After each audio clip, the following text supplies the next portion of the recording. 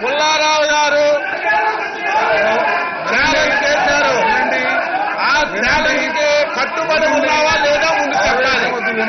ఒకవేళ కట్టుబడి లేకపోతే నేను చేసినటువంటి ఆరోపణ తప్పైనటువంటి ఆరోపణ లెంపలేసుకొని పుల్లారావు గారికి క్షమాపణ చెప్తున్నాను అని చెప్పైనా సరే మీరు కార్యక్రమాన్ని కొనసాగించాలి తప్ప మళ్లీ అన్ని విషయాల మీద మాట్లాడించడం ఇది భావ్యం కాదు అధ్యక్ష.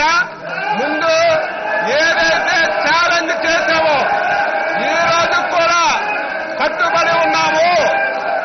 మీరు ఛాలెంజ్కి అంగీకరిస్తే వెంటనే జ్యుడిషియల్ ఎంక్వైరీ చేసి ఎవరిది తప్పైతే వారు పుల్లారావు గారిని చెప్పింది వాస్తవం అయితే పుల్లారావు గారి సభకు రాకూడదు, లేకపోతే జగన్మోహన్ రెడ్డి గారి సభ రాకూడదు. ఎవరైనా ఒకరే ఈ సభలో ఉండాలనేది మా యొక్క ఛాలెంజ్. కాబట్టి మళ్లీ నువ్వు చాలా ధైర్యంగా మాట్లాడతావు, మగాన్నంటావు. ఈ రోజు నేను ఢిల్లీని కదిలించానంటావు. ఈ ఛాలెంజ్ కు నువ్వు ఎందుకు అంగీకరించడం లేదు? స్పష్టంగా ఎటువంటి అలమరికలు లేవు అధ్యక్ష, స్పష్టమైనటువంటి ఛాలెంజ్ చేశావు. నిన్న ఏదైతే నువ్వు సహచర మంత్రివర్యులు పుల్లారావు గారు భార్య మీద మీరు అలిగేషన్ చేశారు, ఆ అలిగేషన్ మీద స్పష్టంగా మీరు హౌస్ కమిటీ అంటే దానికి కూడా ఒప్పుకోలేదు.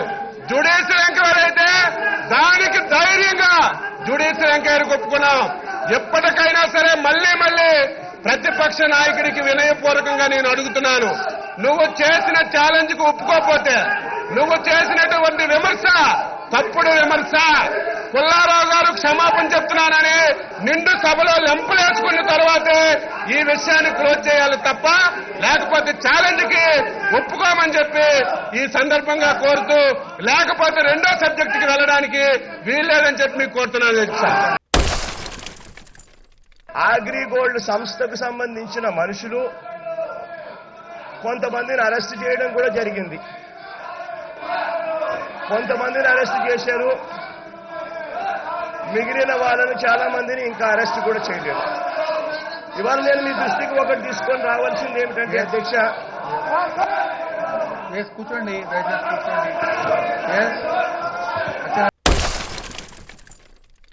ఆ ఛాలెంజ్ నేను కట్టుబడి ఉన్నాను అధ్యక్ష.